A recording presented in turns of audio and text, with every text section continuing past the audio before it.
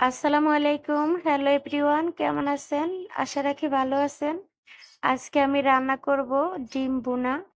Tomato দিয়ে এই ডিম ভুনা আজকে করব। খুবই সহজভাবে আপনাদের সাথে শেয়ার করব। কালার এবং স্বাদ ঠিক রেখে কিভাবে ডিম ভুনা করতে হয় তা আজকে দেখিয়ে দিব।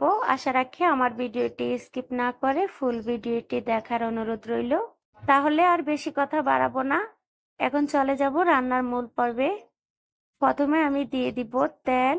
তেলটা আমার মতো করে আমি দিয়েছি, আপনারা আপনাদের মতো করে দেবেন, কমিয়ে বাড়িয়ে। আর এখানে আমি 5টা ডিম সিদ্ধ করে তারপরে ছিলে নিয়েছি। আর এখানে আমি একটা টমেটো কুচি করে নিয়েছি। এখানে নিয়ে নিলাম 3টে পেঁয়াজ কুচি করে। এখানে কাঁচামরিচ আর রসুন কুচি নিলাম। আমি আজকে রসুন বাটা ইউজ করব না। এই যে তেলটা গরম হয়ে গিয়েছে, এখন ডিমগুলোকে ভেজে নেব। দিয়ে দিলাম সামান্য হলুদ গুঁড়ো আর দিয়ে দিব সামান্য লবণ। দিয়ে আমি নেড়ে ছেড়ে ডিমগুলোকে ভেজে নেব। এই যে দেখুন ডিমগুলো কিন্তু নিচে লেগে গিয়েছে। আপনাদের যদি এই সমস্যা হয় তাহলে আপনারা কিন্তু যখন তেলটা গরম করবেন তখন কিন্তু সামান্য লবণ ছিটা দিয়ে দিবেন। আমি আজকে লবণের ছিটা দিয়ে দেইনি, তার জন্য আমার ডিমগুলো কিন্তু নিচে লেগে গিয়েছে। আপনারা একই কাজ মাছ ভাজার সময়ও করবেন, তখন মাছগুলো লেগে যাবে না। আর এই যে আমার ডিমগুলো ভাজা হয়ে গেছে, আমি তুলে নিলাম। একই তেলে কিন্তু আমি রান্না করে নেব, এক্সট্রা কোনো তেল দিব না। তার জন্য পেঁয়াজ কুচি আর লবণ স্বাদ মতো আর হলুদ গুঁড়ো আর এখানে দিলাম কাঁচামরিচ আর রসুন কুচি দিয়ে আমি এখন ভেজে নিব কিছুক্ষণ।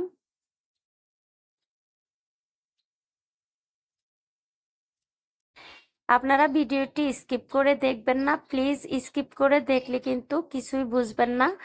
এই যে এখন দিয়ে দিব টমেটো কুচি। টমেটো কুচি দিয়ে আমি একটু নেড়ে ছেড়ে তারপরে দিয়ে দিব কালো গোলমরিচ গুঁড়ো। এখানে আমি কালো গোলমরিচ গুঁড়ো দিয়েছি, আপনারা দিলে সাদা গোলমরিচ দিতে পারেন। আর দিয়ে দিব ভাজা জিরের গুঁড়ো। আপনারা চাইলে বাটা দিতে পারেন, আমার কাছে আজকে বাটা নেই তার জন্য আমি গুঁড়ো দিয়ে দিলাম। এই যে ভালোভাবে আমি এখন কষিয়ে নিব, পানি ছাড়া আমি কষিয়ে নিব। এই যে কষানো হয়ে গেছে, দেখতে তো পাচ্ছেন কালারটা চেঞ্জ হয়ে গিয়েছে। একটা কথা মনে রাখবেন, যে কোনো তরকারি রান্নার সময় কিন্তু মশলাটা ভালোভাবে কষিয়ে নেবেন, তখন কিন্তু স্বাদটা বেড়ে যায়। এই যে আমি এখন দিয়ে দিলাম পানি। আমার যেহেতু মশলাটা কষানো হয়ে গিয়েছে আমি আর পানি দিব না, এখন বলক দিয়ে নিব। এই মুহূর্তে আপনারা লবণটা চেক করে নিতে পারেন। আমি কিন্তু চেক করে নিয়েছি, আমার লাগবে না। আর আপনাদের লাগলে কিন্তু আপনারা দিয়ে দিতে পারেন লবণটা। আমি পরে আবারও চেক করে নেব।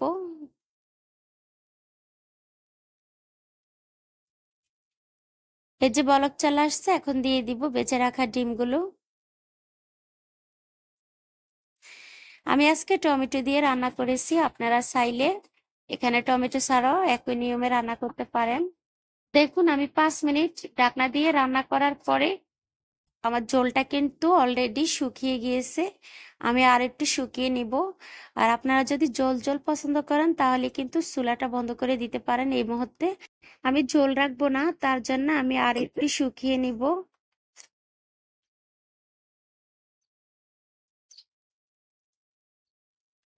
এই সময়ে কিন্তু একটু ঘন ঘন নেড়ে ছেড়ে দিতে হয়, তা না হলে কিন্তু নিচে লেগে যাওয়ার সম্ভাবনা থাকে। তাই চুলার আঁচটাকে একটু কমিয়ে তারপরে বারে বারে এভাবে নেড়ে ছেড়ে দিতে হবে।